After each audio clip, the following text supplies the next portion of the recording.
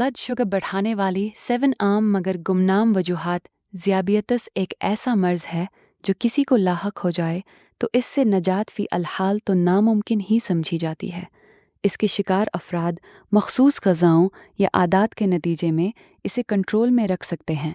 ताहम अगर आप ज़ियाबियतस के शिकार हैं और अपने ब्लड शुगर लेवल्स को रोज़मर्रा की बुनियाद पर चेक करते हैं या इसे सेहतमंद सतह पर रखने के लिए फ़िक्रमंद रहते हैं, तो ये ज़रूरी है कि उन गैर मुतवक्के अनासर से आगाह हो जो आपके मामूल के ब्लड शुगर लेवल्स को बढ़ाने का बाइस बन सकते हैं।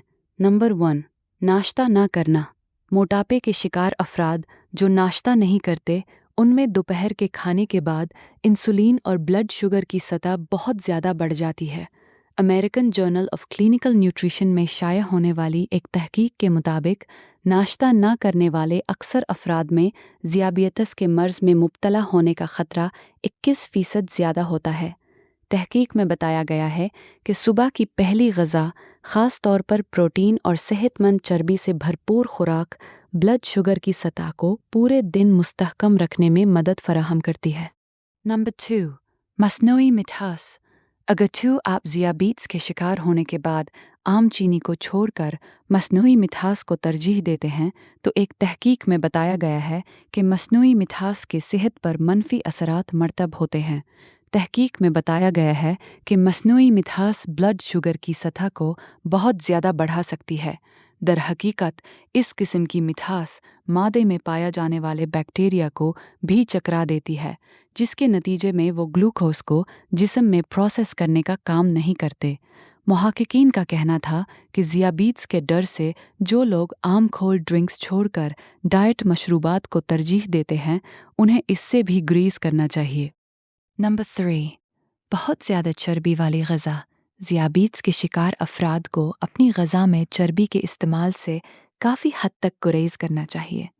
जर्नल ऑफ न्यूट्रिशन में 2011 में शाया होने वाली एक तहकीक के मुताबिक चर्बी से भरपूर ग़ज़ा के इस्तेमाल के नतीजे में ब्लड शुगर की सतह में 32% तक इजाफ़ा हो सकता है। तहकीक के मुताबिक चर्बी से भरपूर आशिया जिस्म में दौड़ने वाले खून पर असर अंदाज होती हैं, जिससे इसकी खून से शुगर साफ़ करने की सलाहियत मुतासिर होती है। नंबर 4, काफ़ी का इस्तेमाल। हालिया तहकीकी रिपोर्ट्स के मुताबिक काफ़ी का इस्तेमाल ज़ियाबियस टाइप 2 का ख़तरा टालता है। ताहम जो लोग पहले उस मर्ज़ का शिकार हो चुके हों, उनके लिए कैफ़ीन नुकसानदह भी साबित हो सकती है। अमेरिका के नेशनल इंस्टीट्यूट ऑफ ज़ियाबियस के मुताबिक ऐसा नहीं कि कैफ़ीन का इस्तेमाल ना करें, मगर उसके इस्तेमाल में काफ़ी एहतियात की ज़रूरत होती है, क्योंकि दूध और चीनी के बग़ैर सिया काफ़ी का इस्तेमाल ब्लड शुगर का लेवल बढ़ा सकता है। Number 5, infection. अब ये फ़्लू हो या किसी और किस्म का इन्फेक्शन, ऐसे हालात में जिस्म का दिफ़ाई निज़ाम एक खुसूसी जरासीम से लड़ने वाला केमिकल खारिज करता है, जो आपके ब्लड शुगर लेवल को कंट्रोल से बाहर भी कर सकता है। दर हकीकत बीमारी तनाव की ऐसी किस्म है जो जिस्मानी दिफा को बढ़ा देता है, मगर इसका एक असर ये होता है कि जिस्मानी तवानाई बढ़ाने के लिए जिस्म ज़्यादा ग्लूकोज बनाने लगता है, जिसके नतीजे में इंसुलिन की राह में रुकावट पैदा होने लगती है। यानी जिस्मानी ब्लड शुगर की सतह में बीमारी की सूरत में ड्रामाई इजाफा होता है।